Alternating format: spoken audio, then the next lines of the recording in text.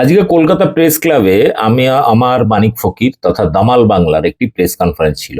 অর্থাৎ এই যে এসআইআর প্রক্রিয়া হচ্ছে, এটা এসআইআর অর্থাৎ স্পেশাল ইন্টেন্সিভ রিভিশন, ভোটার তালিকা নিবিড় সংশোধন, নাকি এটা এনআরসি, এই নিয়ে একটা ভিডিও, মানে পুরো প্রেস কনফারেন্সের ভিডিও আমি একটু আগে লাইভ করেছিলাম, মানে ওই প্রেস কনফারেন্স চলাকালীন। আপনারা যারা দেখেননি আগের ভিডিওটা দেখে নেন। কিন্তু এই মুহূর্তে আজকের দিনে বাংলা পক্ষ তারা নির্বাচন কমিশন ঘেরাও অভিযানের ডাক দিয়েছিলেন। যেহেতু প্রেস ক্লাবে আমাদের এই প্রোগ্রামটা ছিল, ফলে আমি যেতে পারিনি, কিন্তু তারা একটা ভিডিও আমাদের পাঠিয়েছেন আমাকে, বিশেষ করে সেখানে নির্বাচন কমিশন অফিসে গিয়ে অ্যাডিশনাল যে ইলেকশন কমিশনার ছিলেন পশ্চিমবাংলায় নির্বাচন কমিশনার দপ্তরে অর্থাৎ ডালহৌসিতে, তো সেখানে তারা ভেতরে গিয়ে কিছু প্রশ্ন রেখেছিলেন যে এই যে নিবিড় সংশোধন হচ্ছে, স্পেশাল ইন্টেন্সিভ রিভিশন হচ্ছে, অর্থাৎ এসআইআর হচ্ছে, এই যে যে সমস্যাগুলো হচ্ছে ইত্যাদি বিষয় নিয়ে তারা কিছু কড়া ডোজের প্রশ্ন করেছিলেন। এই প্রশ্নগুলো করার পরে অ্যাডিশনাল যিনি ইলেকশন কমিশনার ছিলেন বাংলা পক্ষের এই প্রশ্নের উত্তর দিতে পারেনি। তো বাংলা পক্ষ কি কি প্রশ্ন করেছেন? বাংলা পক্ষের কৌশিক মাইতি এবং গর্গ চট্টোপাধ্যায়, তারা দুজনেই ছিলেন। তো সাংবাদিকদের সামনে, বিশেষ করে ভিডিও বার্তায়, এই কৌশিক মাইতি তিনি ভেতরে কি কি আলোচনা হয়েছে, কি কি প্রশ্ন বাংলা পক্ষ করেছিল এসআইআর সম্পর্কিত, তার উত্তরে নির্বাচন কমিশন কি বলেছেন, আপনাদেরকে সেই ভিডিওটা পুরোটা তুলে দিচ্ছি। ভয়ানক, ভয়ঙ্কর ভয়ঙ্কর তথ্য সামনে এসেছে। মানে যে তথ্যগুলো শুনলে আপনার পায়ের তলার মাটি সরে যাবে, মানে আপনার আমার কল্পনার বাইরে।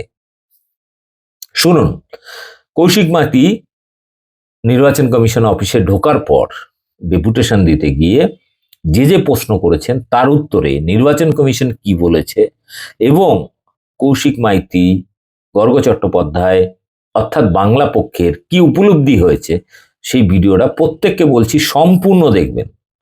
অনেকে একটু এগিয়ে পিছিয়ে দেখেন, ওইভাবে না, পুরোটা সম্পূর্ণ দেখবেন এবং ভিডিওটি ব্যাপক শেয়ার করবেন এবং কমেন্টে আপনার মতামত অবশ্যই জানাবেন। দেখুন, সময়টা একবার ফিরে যান, মনে করুন কি 1.5 লক্ষ রোহিঙ্গা, 1.5 কোটি রোহিঙ্গা, কোটি কোটি অনুপ্রবেশকারী বাংলাদেশি ধরা হবে এসআইআর করে, খুব ভালো, এই বলে মিডিয়া সরগরম, এই সেই হবে। আজকে দীর্ঘ আলোচনার পর এবং গতিপ্রকৃতি দেখে যেটা বুঝতে পারছি, এসআইআর চেয়েছিল কে? বিজেপি। আজকে এসআইআর বন্ধ করতে চাইছে বিজেপি। তার কারণ কি? তার কারণ যখন একটা প্রসেস শুরু হয়, কিভাবে ধরবো, কোন ডকুমেন্ট থাকবে, কোন ডকুমেন্ট থাকবে না, এটা প্রথম থেকে প্ল্যানিং হয়। যখন দেখা গেল ড্রাফট লিস্টে রোহিঙ্গা খুঁজে পেল না, যখন দেখলো তাদের ভোটার বিহার ইউপি থেকে আসা 2 রাজ্যের ভোটার ক্রিমিনাল বাদ চলে গেল, যখন দেখলো মুসলিম বাঙালি ও হিন্দু বাঙালি অধিকাংশই ভোটিরা ম্যাপ, এবং তারা বাদ দিল দেশভাগের বলি হওয়া উদ্বাস্তু হিন্দু বাঙালি যারা দীর্ঘদিন বিজেপির দ্বারা পরিচিত হয়ে বিজেপিকে ভোট দিয়েছে, তখন দেখলো সারে সর্বনাশ। তখন তারা প্রসেস দেখবে ঘাটা শুরু হলো ড্রাফট লিস্ট বেরোনোর পর থেকে। এখন এই মুহূর্ত পর্যন্ত যতগুলো হিয়ারিং হয়েছে 20% নয়, ওনার বক্তব্য অনুযায়ী অ্যাডিশনাল সিইও 95 লাখের হিয়ারিং হবে। 20 থেকে 25 লাখ হয়েছে কিনা সন্দেহ, আর 2 সপ্তাহ নেই, তার মানে হিয়ারিং কমপ্লিট করা সম্ভব নয়। এবং সুপ্রিম কোর্টের অর্ডারের পরেও অতিরিক্ত যে সেন্টার না খুলে, অ্যাডমিট কার্ড গ্রহণ না করে, রসিদ না দিয়ে এরা প্রসেসটাকে ঝুলিয়ে দিতে চাইছে। এখন নির্বাচন কমিশনার জ্ঞানেশ কুমার এবং বিজেপির পরিকল্পনা হলো এই এসআইআর কে স্থগিত করে দেওয়া। কারণ যদি প্রকৃতপক্ষে এসআইআর করে ভোট হয়, বিজেপি এখানে 20টি আসন পাবে না, এটা লিখে নিতে পারেন। সেই জন্য ড্রাফট লিস্টটাকে নস্যাৎ করে দিয়ে প্রচুর বাঙালিকে হ্যারাস করে এই প্রসেসটাকে পিছোতে চাইছে। এবং এরপর অজুহাত দেবে, দুটো জিনিস হবে।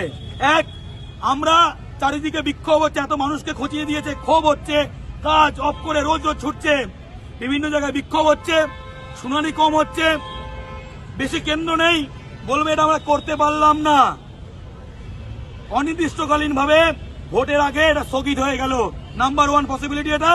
আর 2 নম্বরটা ভয়ঙ্কর, কমপ্লিট করতে পারলাম না, সরকারের মেয়াদ শেষ, কমপ্লিট করতে গিয়ে সময় লাগবে, তাই রাষ্ট্রপতি শাসনে ভোট হবে। এই দুটোর মধ্যে ওদের প্ল্যান এ এবং প্ল্যান বি। আমরা যতগুলো প্রশ্ন করলাম একটার উত্তর পেলাম না।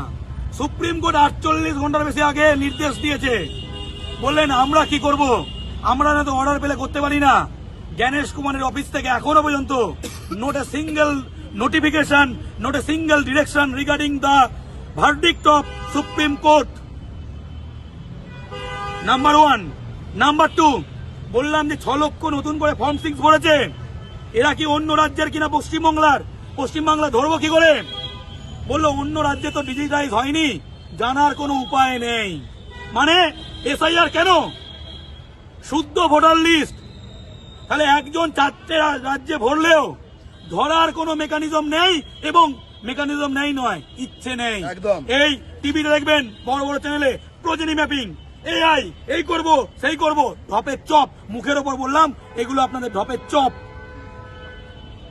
এবং 2002-এ ডিজিটাল লিস্ট ছিল না, ওরা সার্চেবল ফর্মে ছিল না যে কোনো নাম সার্চ করা যাবে, কারণ ওগুলো সব প্রিন্ট কপি ছিল, হার্ড কপি। একটা সফটওয়্যার এত লজ্জাজনক, গোটা পৃথিবী কোথায় এগিয়ে গেছে একটা সার্চেবল ডকুমেন্ট করার জন্য যে সফটওয়্যার ইউজ করেছে, ভুলে ভুলে ভরা। ভারতের টেকনোলজিক্যালি এত খারাপ অবস্থা, হ্যাঁ?